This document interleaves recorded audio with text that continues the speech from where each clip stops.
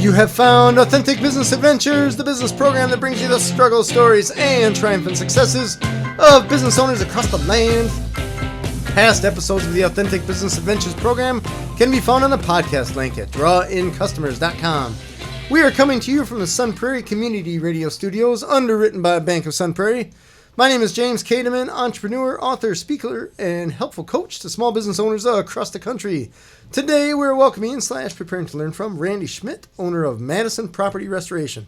Randy, how are you doing today? Doing well. Thanks for having me. You know, I appreciate you being on the show here because you have a good story. And I love people with good stories here.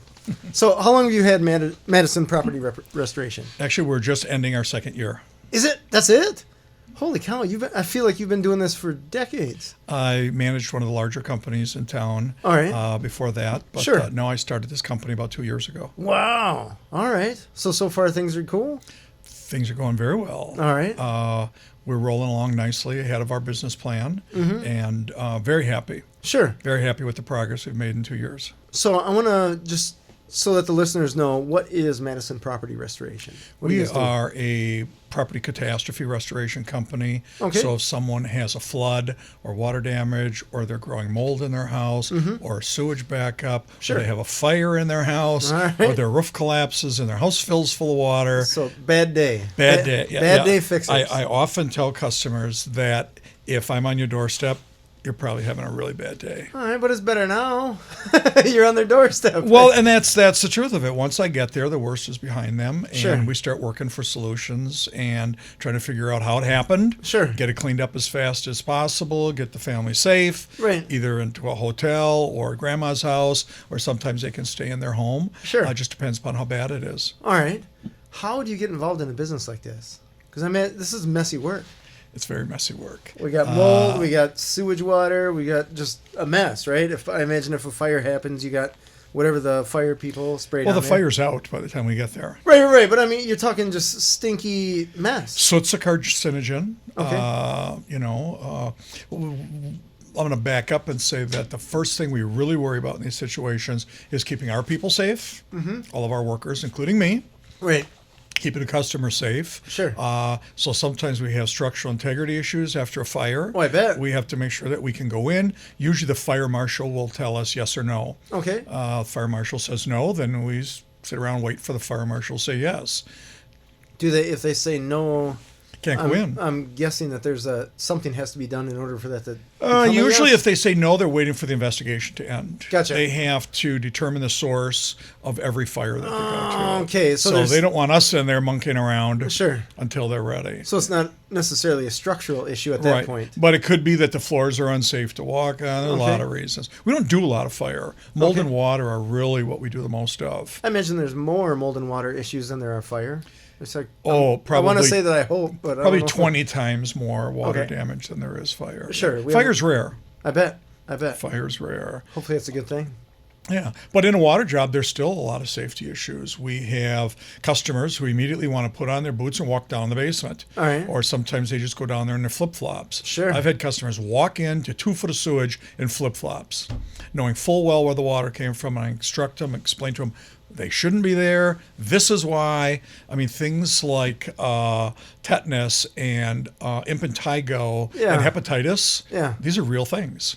So these aren't things you just hear about in movies. These are real things. And walking in sewage, it's got to be right up there near the top of the list of how to get them. So when we're at a public pool and some kid does their business in the pool, right? There's a little turd floating there. Yeah. They empty the pool, they shock it, and you can't go in there for 3 hours. Yeah. These people are just walking into bear pool with many more. It's worse because in a swimming pool, there's all sorts of things to purify the water and kill bacteria and germs and disease and things like that. They don't have that. No. Not raw sewage doesn't have chlorine yet. Not yet. No. So that's rare that we would walk into that situation. But I was just thinking of an apartment building where we got to the job site years ago, and the manager took it upon himself to print a little notice and put it on the front door of every apartment in the complex telling them to immediately come down to the basement and get their contents. No. Yeah, we hadn't even pumped out the water yet. Oh. And there's people coming down there, flip-flops, some bare feet, and I tell them, get out of here. They're like, no, I got to get my stuff. I'm like, your stuff's in a toilet. Yeah,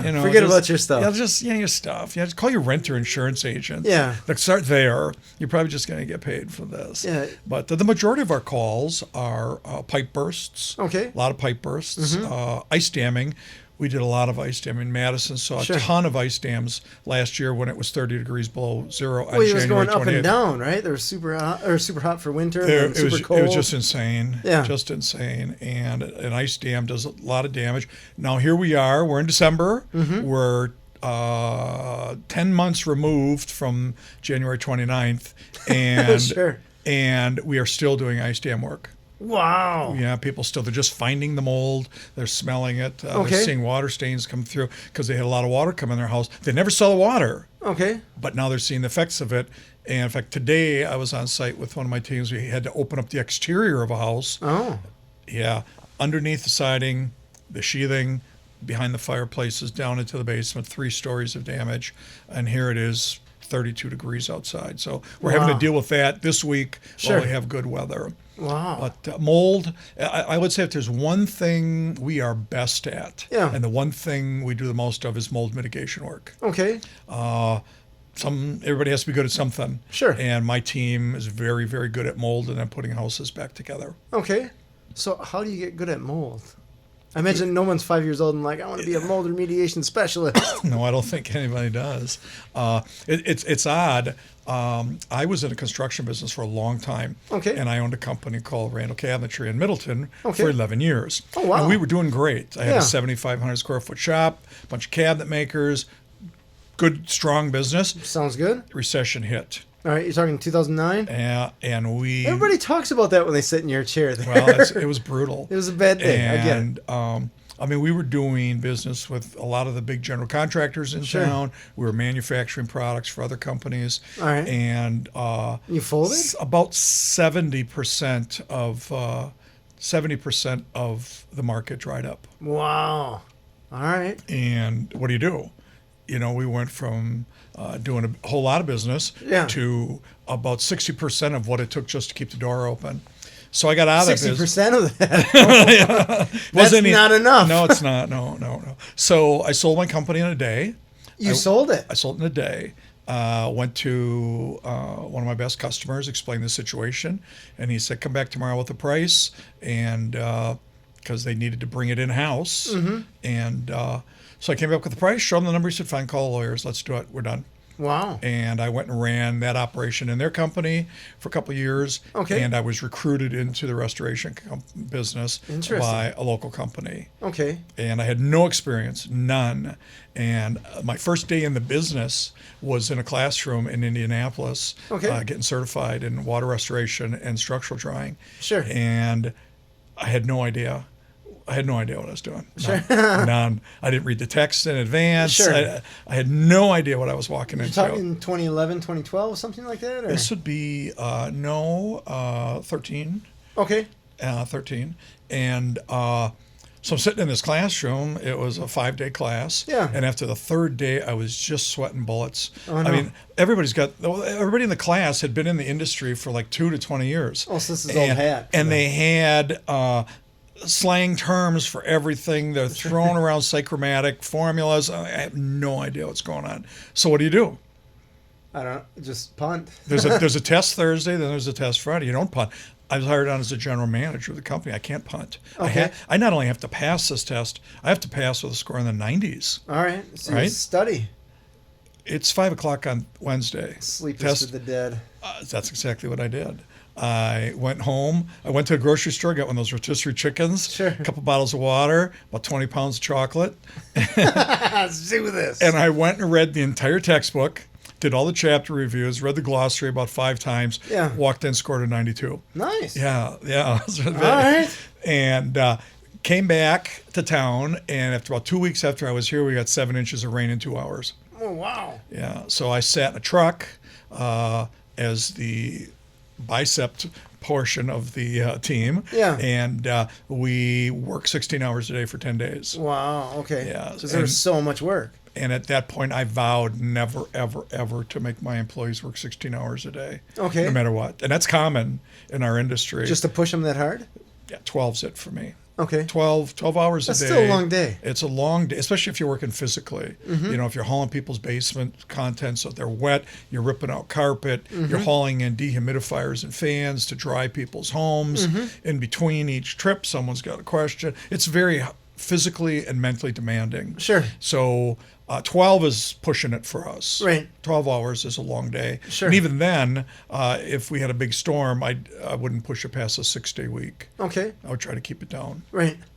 So I've met people that do what you do, and they were more or less storm chasers in what I would call the central United States. Yeah. Like they're going south to Tennessee when they had huge floods and stuff like that.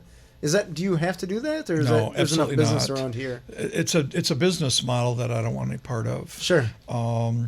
One, you need people who are transient and mobile Yeah. and can leave their families for a month at a time. Right. I don't want to do that. No. It's a business model that really is not compatible with ours. Sure. Our business model is to be there when our local customers need us. Sure. I've got a lot of people, realtors and property managers, owners and attorneys and more realtors that call us. Yeah. And take care of their clients. Well, I couldn't take care of them very well if I was in Kentucky. No. Now, there's a lot of money to be made Sure. in a storm location. Right. One, it's a cash flow nightmare. How do you operate your crew for 6 months waiting for an insurance company to pay you? Two, Not great, yeah. No, people on the road. Who takes care of your customers at home while you're gone? I have no idea. Nobody. Voicemail. Nobody. So I don't begrudge the people who are storm chasers. I mean, we had storm chasers in from all over the country last year. Oh, really? And, well, yeah, we All the got rain? those gigantic storms, record rainfalls. And I live in Middleton, and a train bridge was washed out.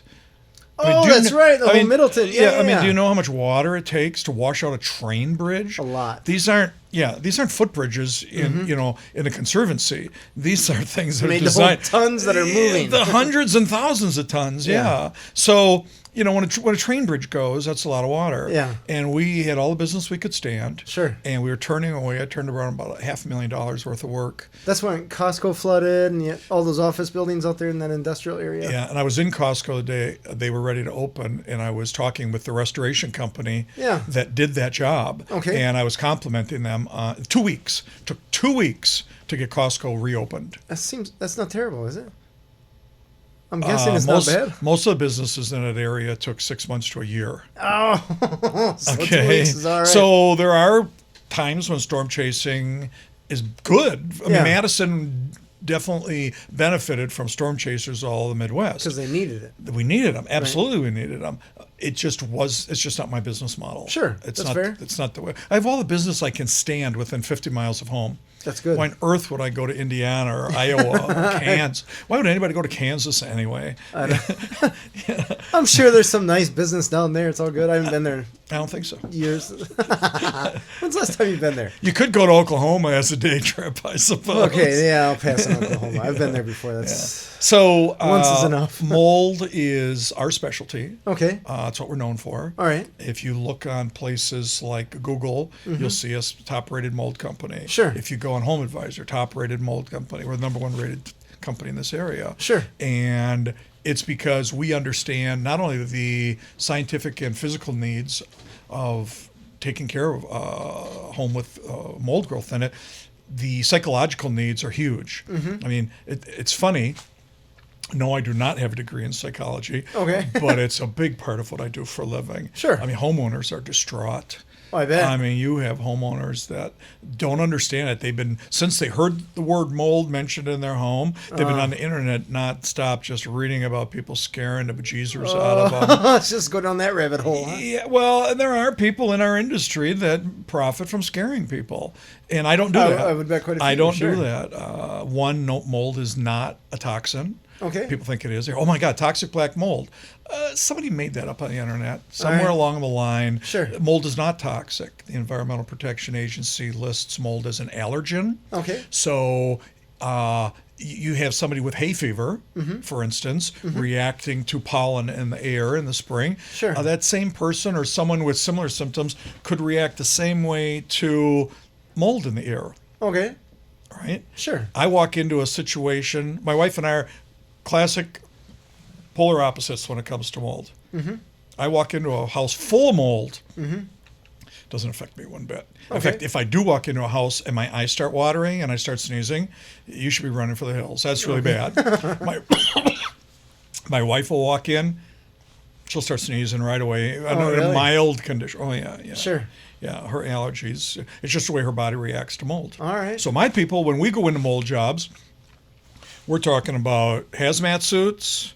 We're talking about full-face respirators with P100 cartridges and small things like having to shave, clean shave in the day you put your mask on, Okay. so that the mold doesn't get inhaled around the seal Sure. on your face. Sure. So what we do is we follow the national standards from an organization called the IICRC, Okay. which is cleaning and restoration industry.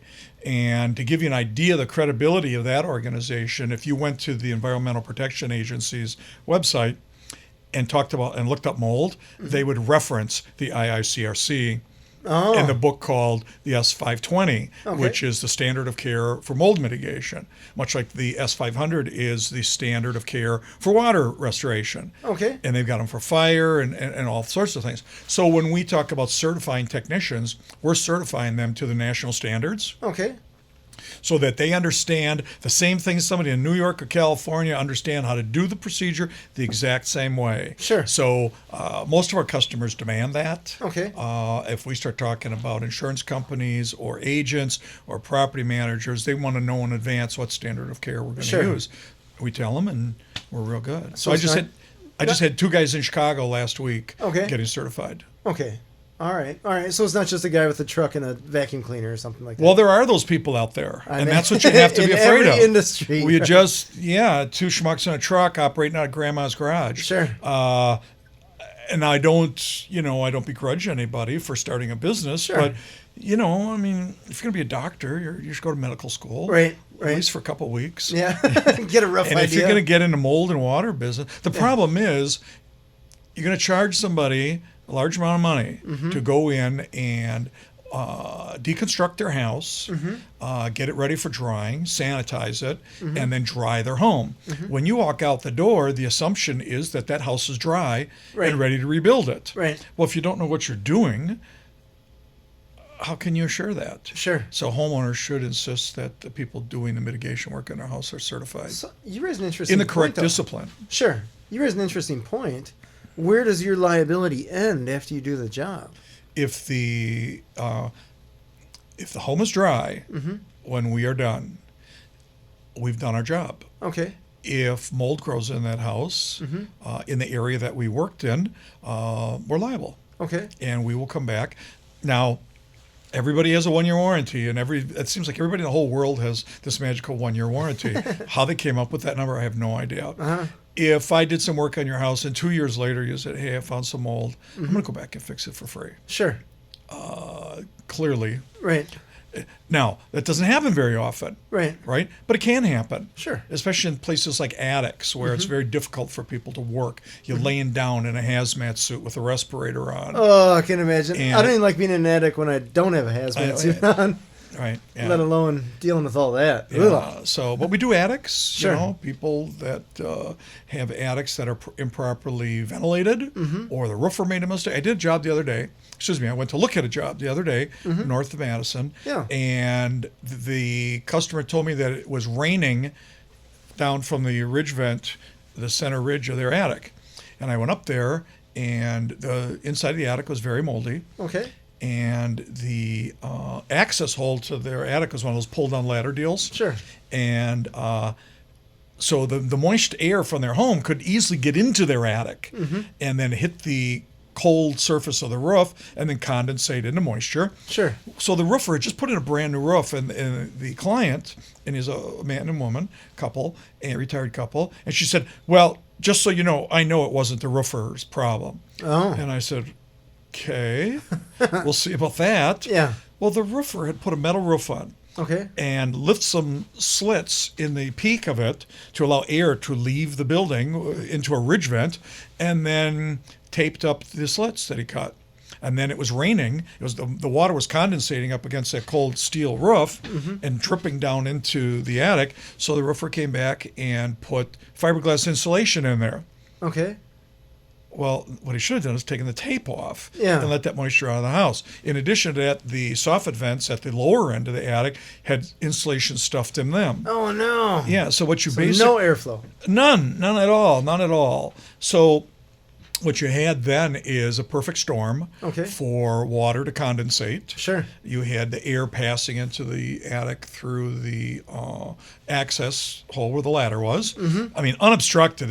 It was just big gaps in there. There's no way that the air wouldn't have gone there. Hot Sure. air rises, takes the moisture with it, Right. hits the cold roof, condensates, turns into a liquid. The liquid feeds the mold in the air, in Sure. the attic, yada, yada. The plywood roof is the food. Okay.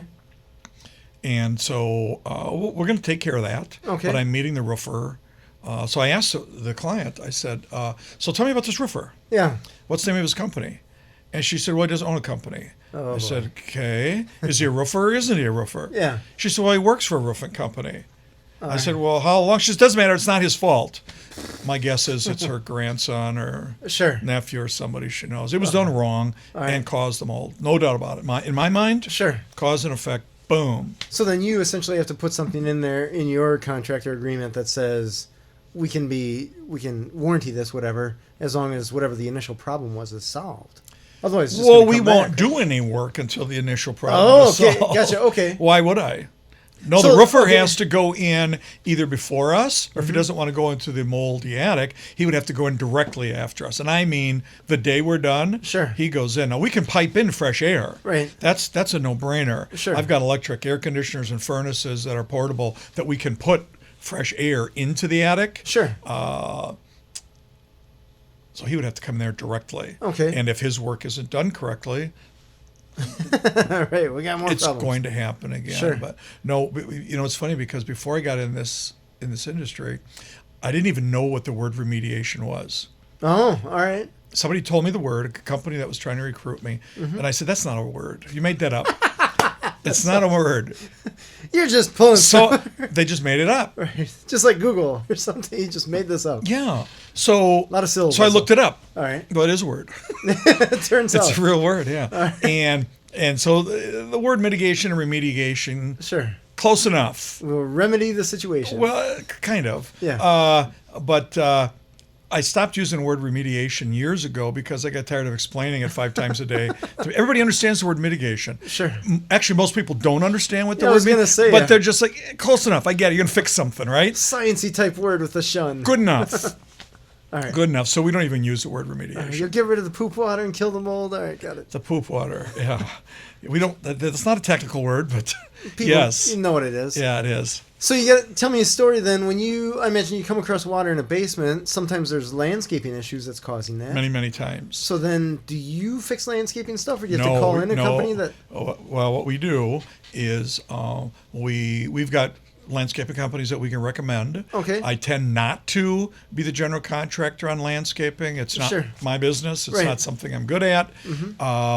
But sometimes it's window wells. Sometimes it's window wells with no covers on them. Sure. Sometimes it's window wells full of leaves where the water goes in the window well and I've seen it where it'll come right off the gutter, straight into the window well, fill the window well completely, water comes in, it's a finished wall, Okay. finished floors. Sure. And it's been happening for 10 years. And they can't understand why their basement's a little musty, even though they have their $79 dehumidifier that they got on sale at Walmart. Sure. Running down there. All It's right. just too much water for it to handle. Gotcha. So my position is I come in Mm-hmm. and try to figure out what happened, the extent of what happened, why it happened. Sure. And at that point, we may bring subcontractors in right away. Okay. I mean, I may have to bring in a rotor-rooter company to unclog a drain, or I may have to call a plumber in right away to fix pipes, or whatever. Sure.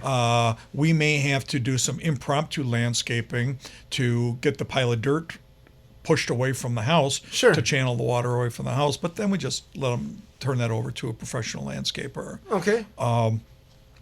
But it's very important to understand, and this is all part of the training from the IICOC.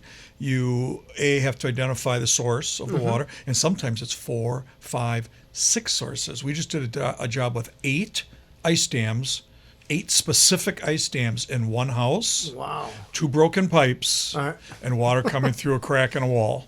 All in one house? In one house, yeah. Wow. Big job. That didn't happen all at once.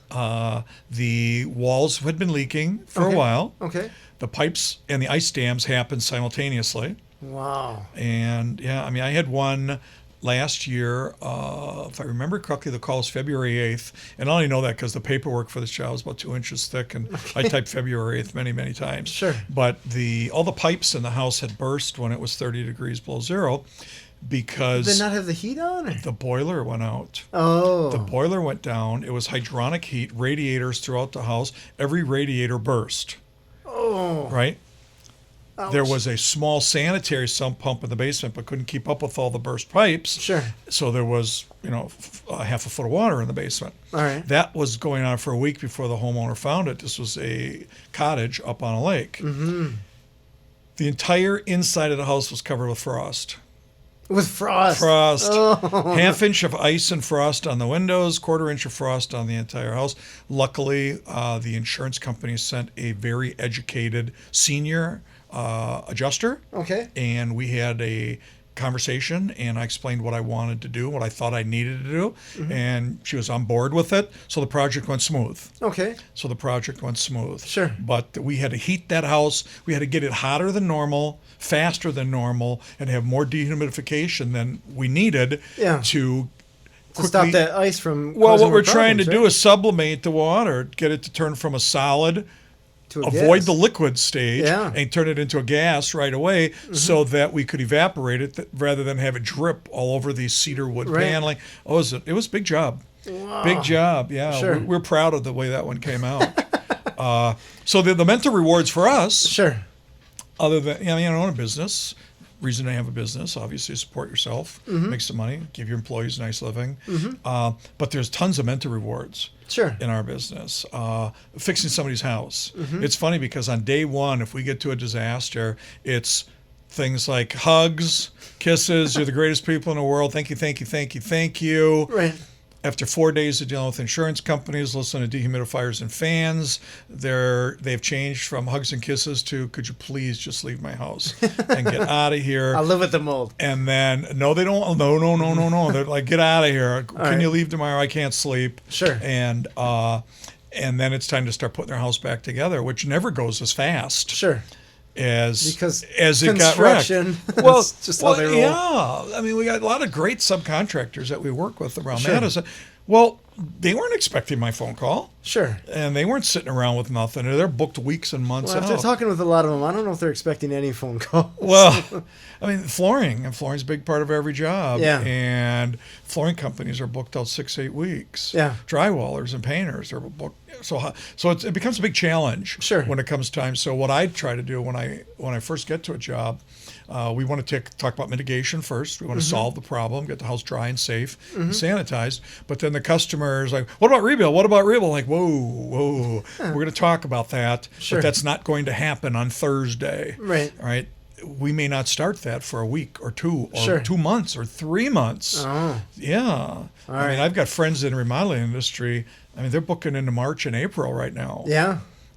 Yeah. It's So with the labor construction's a shortage, crazy business now. with the labor shortage in Madison and the underabundance, is that a word? Underabundance? It is here. It must be overabundance as stepchild cousin. But the underabundance of skilled tradesmen in Madison really puts a bite on what we're doing. So when we're very busy, when there's big storms or huge ice storms, or it's 30 degrees below zero, I tell a customer, if you have any friends in the construction business, call them now. Sure. See if you can get slipped in. So, I mean, we can only rebuild houses as fast, so fast. Right. It takes a while. Mm-hmm. It takes a while. I get that. I get that.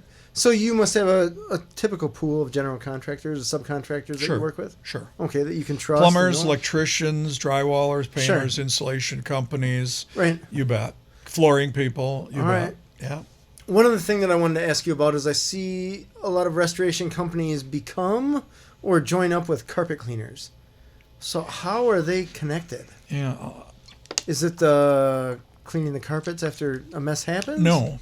I can answer that. Okay. The company I used to manage was a carpet cleaning company and restoration company. Oh, okay. I won't mention which one. Sure. And so the restoration business was born almost out of the carpet cleaning industry. Okay. Because if you had water in your basement, you'd want one of those carpet cleaning trucks to come and suck it up. Sure. Well, there's a lot more to it than that. Sucking up the water is the first hour. Right. Now what? Mm-hmm. When you think about it, we can, let's say a house had 2 foot of water, and it was clean water, it came in through a broken pipe or something like that. If it's a sewage job, everything goes. I mean, if it gets sewage on it, pretty much other than keepsakes, family heirlooms, it's going in a dumpster. Right. And I buy a lot of dumpsters, by the way. All right. Yeah. But furniture, carpeting, pad, couches, clothing, we could save it all. Because you're using carpet cleaning type equipment. No, because we dry everything in place and Okay. sanitize everything. Okay. So the IICRC that I was talking about has all the standard of care for carpet cleaning as well. Oh. How to clean carpet, furniture, drapes, tile, ceramic floors, this kind of floor. It's an organization that really talks about how to properly clean and restore everything. Sure. And they really are the gold standard in the world, not just the United States, in the world, on how to properly clean and restore. They don't deal with construction issues. Sure. They deal with cleaning and mitigation, sanitizing, getting a house back to a safe condition, and keeping the homeowners, their kids, grandma, and my employees all safe at the same time while doing it. It's a great organization. I love it because you're not guessing at anything. Sure. It's already been done. Yeah, they figured it out. Yeah, and they're constantly coming up with new best standard practices. But in my office, in our meeting room, a big long meeting table that we meet at every Monday morning, and in the middle of that is the S500 and the S520 and this code book and that code book. And my people know that there is no I don't know. There's I don't know yet. Oh, the worst answer in the world, right, is I don't know. I don't know. But if you said I don't know yet, that means that you have a game plan. There's a presupposition there. Either I'm going to call somebody who knows, right, or this is so far out of my field, I'm going to bring in an expert in that field. Sure. That's or fair. I'm just going to go back to the office and open the book because the answers are in those books. Figure it out. Sure. Or call me. My employees know that what their latitude of decision-making ability is in the field. They're trained. They know what they can do. And I have a lot of respect for the people who work for my company. Sure. But there are situations that arise that I don't want them making decisions on. So with the new smartphones, it's wonderful. We can take pictures, we can send texts, so we can solve some of those problems over the phone. But I have no problem driving 40 minutes clear across the county if I have to get my eyes on it, or dragging a structural engineer or an insulation or a plumber guy. Sure. Let's do it right. Better safe than sorry. I get that. Let's just do it right. Just do the job. Let's just do it right. And if that requires, I just had a house where a chimney leaked. Okay. I'm going to guess for 25 years. The cap. That's a long time. Oh, I think they built it on one day and the next day it started leaking. And the chimney's been leaking to the point where all the wooden structure inside the brick chimney was all rotted and it fell down to the bottom of the chimney. There's a 30-some foot high chimney. Oh, no. The floor under it is rotted. The roof is rotted. I mean, it's just bad news everywhere. Sure. And, a job like that, insurance helps, but they're not going to cover it all. And now, tell me about that. Why wouldn't they cover it all? I'll explain in a second. So my point is, I had to bring in a structural engineer. And this is beyond me, man. I'm not a chimney brick fixing guy. Chimney rebuilder? Well, yeah. So we actually brought in a structural engineer. All right. And then we brought in a company to put a new cap on. And then we did have to bring a mason in to tuck point all the bricks, and next we're bringing in a waterproofing company to put on a elastomeric waterproofing coating, which is designed to work on the negative pressure side of a brick wall. I know nothing. This is not what I do. Sure. Right. So what do? You bring in the guy who knows something. And so we're going to do part of the rebuild, but really I'm subbing out most of it. Sure. Because it's outside my field. My field is restoration work and then bread and butter rebuild, drywall, insulation, some flooring, trim, painting, texture, stuff like that. Sure. The basic stuff. Yep, and that's really not the skill set that we're super proud of. I mean, we do a good job, but it's how to deal with the water and mold on day one. That's our bread and butter. So you're a company that is expecting the emergency calls, or the subcontractors are more not. Well, yeah, because whoever's on call for a company is expected to sleep with their phone next to their bed that night. Sure. And if the phone rings, that person does the triage, decides if it is an emergency. You would not believe there are people in the world who call you at 2 o'clock in the morning to schedule an inspection because they think they may have some mold in their closet. Oddly enough, because I have calls on call, I would believe that. And we do get some odd calls. It's not an emergency. Yeah. It's not an emergency. But if it is an emergency, we will go. We will get out of bed and we will go. And we will take care of that. And there are some subcontractors who do get called in the middle of the night. Sure. For instance, let's say you lived in a 70-year-old house and you had a 60-amp breaker panel or a fuse box. Remember that word? Yeah. Remember that? Right. The screw-in fuses? Yeah, the screw-in fuses. Well, those houses are still out there. Sure. So we get there, and all of a sudden, I put in enough equipment where I need more 100 amps. Sure. I need 100 amps of power. That's a lot, by the way. Yeah. Well, no, a dehumidifier is 9.5 amps each. Is it really? Oh, yeah. And they run nonstop. They don't cycle in and out. Like your home one will turn on when it feels like it and turn on. No, these are huge. It's like the size of a dishwasher. Sure. And these things will suck the water out of the wall. They literally will suck the water out of the walls. Sure. And so let's say I had to put in 4 of those, and I had to put in 50 fans at amp and a half a piece. How much power did I just use? I used 120 More than amps. 60, yeah. Yeah. So how do I do that? Do I get a long generator? Extension cord from the neighbor. Yeah, that's not going to cut it. That gets me 20 amps. Right. So we have to tie into their panel above the main. All right. There's a lot of solutions. Sure. Maybe it's generators, which we have our portable generators. Sure. But we'll do it. All right. We have all the equipment it takes to go out in the middle of the night and handle these things. Is it fun? Sometimes. Yeah, I was going to say it better be a little bit. No, it's messy work. It's a guy thing. Right. You want to be rough and tumble. I just want to fix this. And that's it. I mean, if you have the mentality that you like overcoming problems and adversity, you'd be great in our industry. Sure. If you're afraid of physical work and you're afraid of dealing with problems or emotional customers or ceilings caving in, you probably shouldn't do this. Sure. So you had a great segue, a couple segues. I want to talk about 3 main things here. One is insurance, the other is employees, and then shifting to the story about more about how you started and some of the challenges there. So let's talk about insurance. Sure. Because I know in your business that's a huge thing. Yeah. And I know from having to deal with a couple insurance companies just for much smaller items, cars and stuff like that, that I feel like I'm paying for a promise that a lot of companies aren't interested in keeping. Well, no, I wouldn't agree with that. Okay. That's just my experience. Well, here, let me ask you a question. Have you read your homeowner's policy? You've read all 17 pages? Yeah. Really? Yeah. Well, that's unusual because most people don't. Did you read your auto policy, every paragraph? Yes. Okay, so you understand what you bought. Yeah. And you understand a lot of loopholes. And you understand and that's exactly right. I have a property and casualty insurance license. Okay. I've never sold a policy in my life, nor do I intend to. Sure. But it does help me understand my business a lot. Yeah. And if you understand how policies are written, a policy is written with a declaration page is up front. Sure. And it lists all the wonderful things you think you're buying. These are the basic numbers. No. And this is how we're not going to pay because for instance, in the declaration page, let's say it says water and sewer backup, but there's no dollar amount in the far right column. That means you didn't buy it. Okay. Just because it's listed in the index, in the contents, that you can figure the declaration page is like the contents page in a book. Right. you didn't buy it actually. So then you have Right. to read the base of the policy to see if the policy covers it. But then you have to read the exclusion page because the exclusion may say, yeah, it's in the policy, but you don't have it. Sure. All right. Then you have to read your rider page to find out if your insurance agent was smart enough to say, okay, it says it on a declaration page, it says it in a policy, it's taken out in the exclusions, and for $9 a year, I'll put it back in. Right.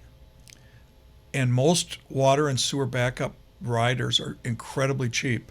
And when Oh, you, yeah. And when you think about the fact that water damage in your basement's going to run you anywhere from $5,000 to $50,000 Yeah. to dry it out and put it back together, that should be, you should read that. Yes. But people don't read them.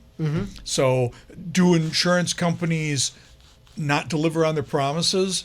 No, I don't think so. No, because no, the no, promises are in writing, and had you read it, you'd realize that you actually weren't promised Well, something. let me preface that a little bit, or back up a step Yeah. and say, it's lawyer speak, right? They Exactly don't what it just is. come out and say, look, man, if your sewer floods or your drain backs up, we're not covering that. Some do. They don't say it that plain. Yeah, they do. Some of them just say it that Okay. simple. Yeah, I did a job here. I did a job 3 or 4 months ago. A woman Okay. called me on a Sunday afternoon. Okay. I was watching a Packer game, and so I guess that'd be 3 months ago, preseason game. She called me up. She said, "So and so told me you fixed her house. She had water and mold. I water in my basement." I said, "Yeah, I'll be there in 20 minutes." Sure. Put some shoes on, away I went. Right. Well, our basement had flooded. Okay. Real deal. Okay. Right.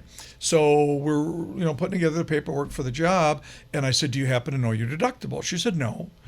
And I said, "Well, can I read your policy?"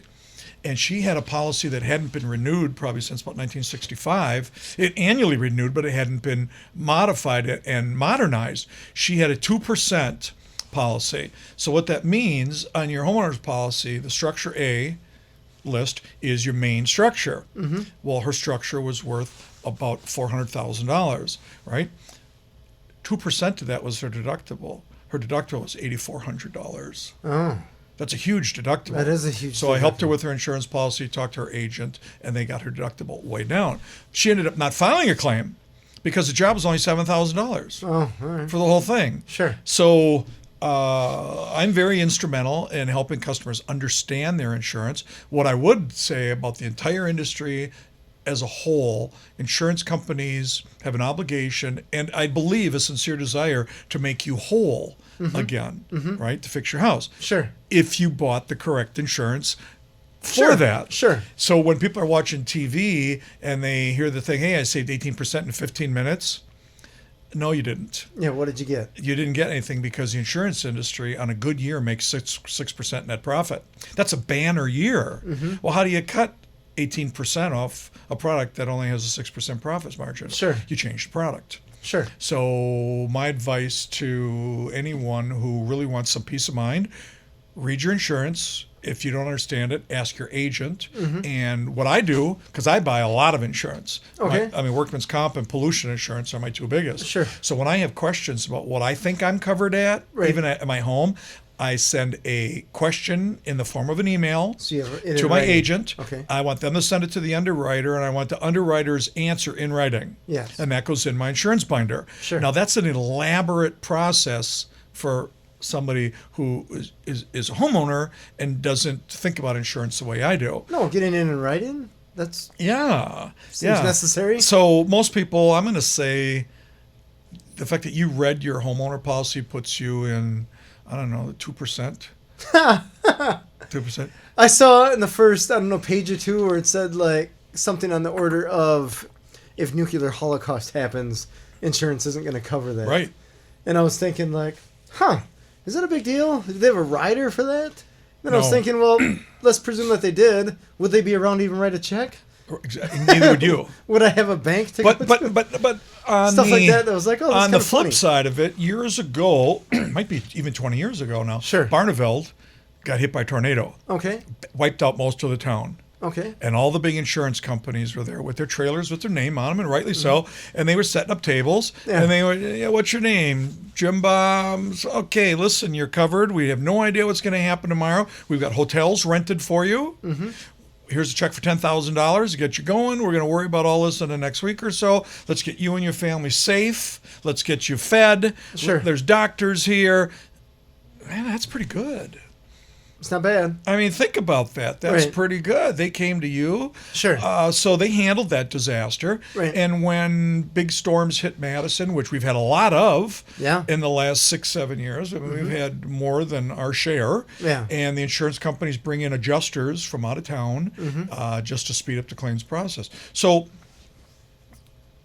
to answer your question, I think that insurance companies, by and large, have a very helpful attitude. Sure.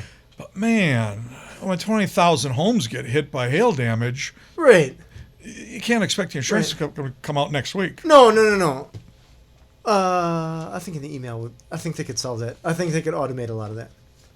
Good luck. It's 2019, not 1974. I mean, you still have the human element in the process. A human being still has to drive somewhere, look at something, Sure. fill out some papers. Sure. On something of that scale, I think it could be automated to a point. Yeah. But no, I think most of the insurance adjusters that I work with on a regular basis All right. care. I have opposite experience with that. Well, and it's a matter of actions versus expectations, maybe. Could be. I don't know your example. No. And we know, and I'm not here to defend the insurance industry because I am on the opposite corner of the triangle Sure. of them. There's Right. the homeowner, the insurance company, and me. Yep. I don't work for the insurance company. I do work for the homeowner, but the insurance company has a lot to say about how much I get paid. Right. Very true. All right, we're using software that's used internationally. It's called Xactimate. It's a national pricing grid for everything we do, and then it changes by zip code. So they Where- tell you what you're going to get paid.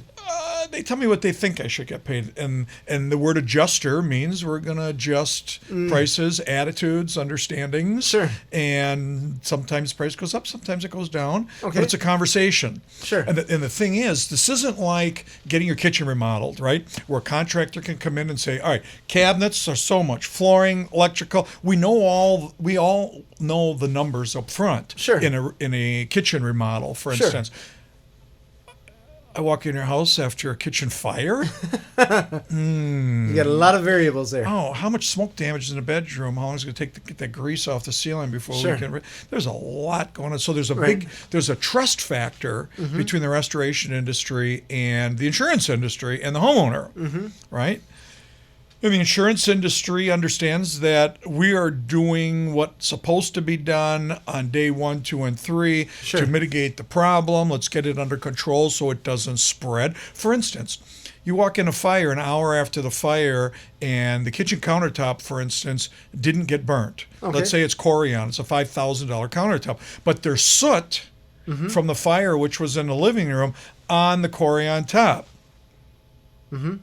That soot, A, is electrostatically charged. Okay. B, will stain your Corian or granite if it's left there long enough. So I, as a restoration contractor, my responsibility is to go in, get that soot out of there, cover it up so that I protect that $5,000 countertop. I do things like that, and I gain the respect of the insurance company. They Sure. understand that we're there, and if somehow the countertop got stained, well, then it happens. But Sure. if we took all the steps humanly known to save it, we tried.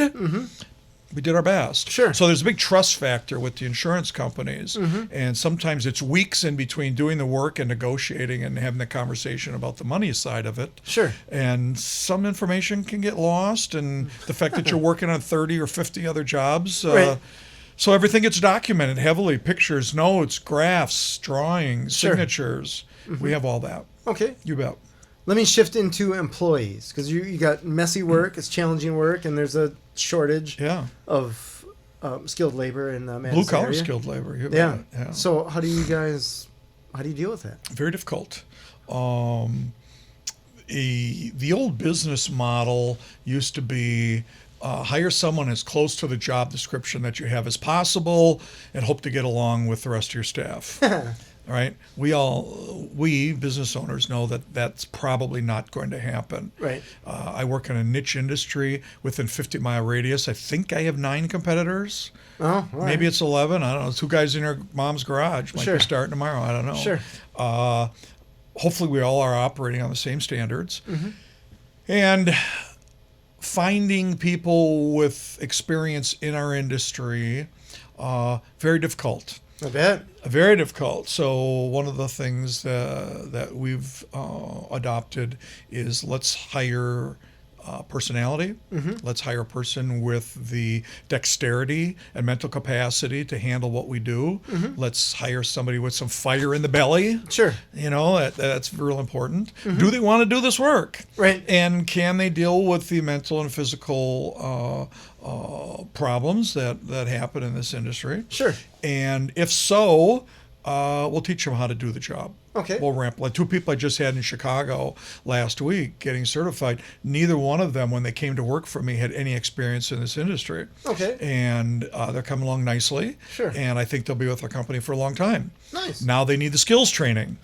And I'd rather send them to the people who wrote the book, right, and let them teach them, and then sure. In fact, the meeting, our Monday morning meeting last week, my first topic conversation was, what did you learn in class that we are not doing in our company? Oh, great question. Huge presupposition. What are we not doing? And I'm opening myself up to get blasted here. Yeah. And I said, what are we not doing right? And they said, well, they call a couple things different than we do.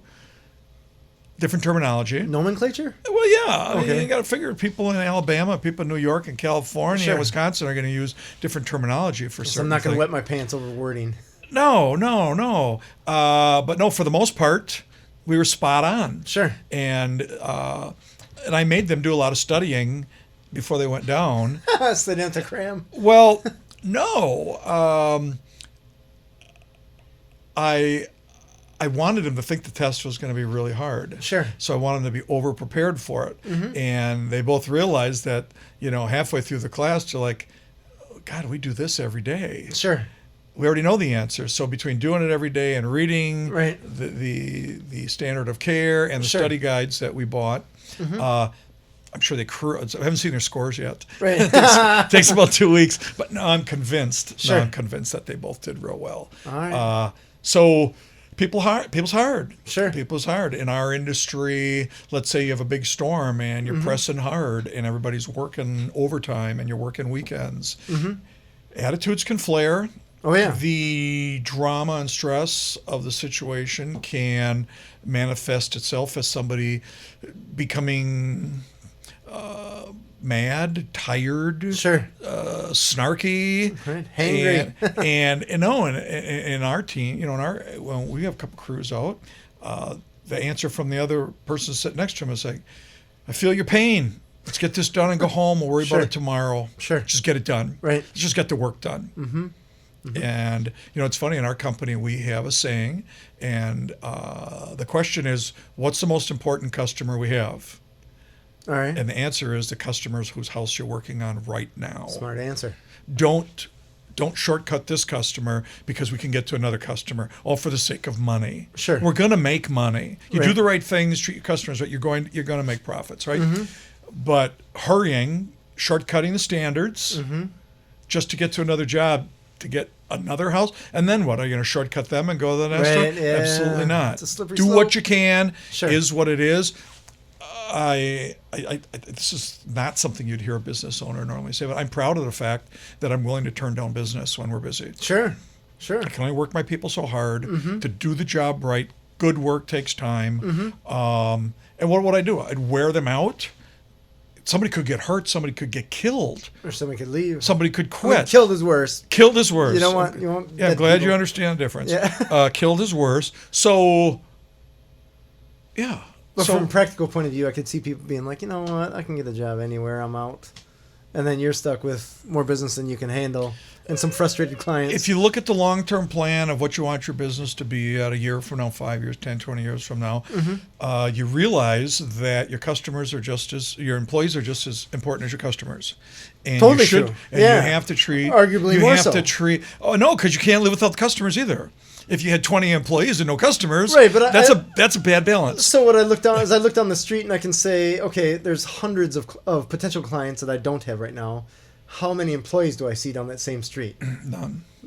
Right. Right. So in our on our website is our mission statement and value statement. Yeah, I saw that. It's interesting. Along with a piece I wrote called "I'm on It," which you inspired me, by the way, Oh, nice. with your last book. Sure. I thought if he could write a book, I can write a book. Get on that. And the I'm on it is 18 tenets of personal responsibility. Sure. And there's all sorts of good stuff on there. But one of them, my favorite, number 5, is I'll make all my decisions based upon the best interest of my company and my customers. Nice. And rather than think, man, if I hurry up and do this, I could go hang out with my buddies. Sure.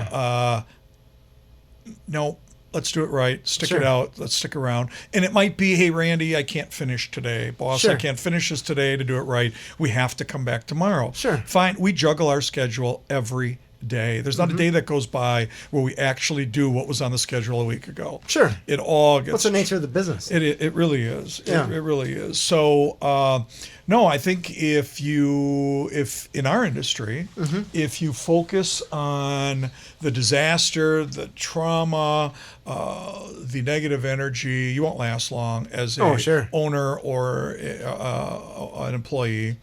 But if you focus on the fact that you're helping people and you think about how nice, in my mind, I can actually see what the house is going to look like when it's done. Sure. I can just visualize it. And if you're just working towards that and you're seeing your customers they're not crying like they were yesterday because you're fixing their house and you helped them with their insurance and you packed up the baby pictures from great-great-grandma that were floating around the basement.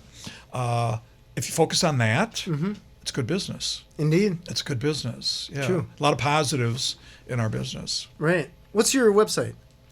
MadisonPropertyRestoration.com. Awesome. And if someone wanted to get a hold of you, what would be the easiest or best way? Stand on top of your house and scream. Water over here. No, can I give you the phone number? Yeah, absolutely. Yeah. It's 608-467-3360. Awesome. And we answer the phone round the clock. I bet you have to. Well, we do. Water in the basement doesn't get scheduled, right? It shows up. It just shows up. And you would think at this time of year, water wouldn't be going in the basement, right? Except pipes are freezing. Yeah. So people don't turn off their hose bibs. Right. And they burst. And I'm trying not to make too much light of these situations. Sure. But we did a job years ago for a fella that went on vacation for 2 weeks, and he correctly turned off his water main before he left town. Okay. Which anybody's going to leave their house for more than a day, they should go downstairs and turn the water main off. Totally do that. Because if something leaks, you're going to have a 2-gallon leak instead of a 6,000-gallon leak. Yes. Right? So he went on vacation, and they got home late at night, so he came home and went downstairs and turned his water back on. But he didn't have his hearing aids in. He was an older fellow. And he didn't hear the fact that the water was gushing out of a pipe that burst. So he came home, turned the valve on, and flooded his own house. And then he woke up in the morning and realized he had a flooded house. What's that noise? Insurance covered that. All right. His insurance company covered that. It happens. Sure. I get it. Happens. Awesome. Well, thank you, Randy, for being on the show. That's it. We're done. This is it. We'll have to get you on the show again. I have to go. We all have I have more stories. That's why we got to get you back on here. This has been Authentic Business Adventures, the business program that brings you the struggles, stories, and triumphant successes of business owners across the land. Coming to you from the Sun Prairie Community Studios, underwritten by Bank of Sun Prairie. If you are listening to this on the web, please like, subscribe, and share. My name is James Kateman, and Authentic Business Adventures is brought to you by Calls on Call, offering call answering and receptionist services for small businesses across the country on the web at callsoncall.com, as well as Draw In Customers Business Coaching, offering business coaching services for entrepreneurs in all stages of their business on the web at drawincustomers.com. And of course, The Bold Business Book, a book for the entrepreneur in all of us, available on Amazon and wherever fine books are sold. We'd like to thank you, our wonderful listeners, as well as our guest, Randy Schmidt, owner of Madison Property Restoration. I'll get this right yet. Good enough. Find us airing on 103.5 Wednesdays at 1 p.m., Sundays at 2 p.m., as well as at sunprairiemediacenter.com. Randy, thanks for being on the show. Thank you. This has been a blast. You bet. Past episodes can be found morning, noon, and night at the podcast link found at drawincustomers.com. Thank you for listening. We'll see you next week. I want you to stay awesome. And if you do nothing else, enjoy your business.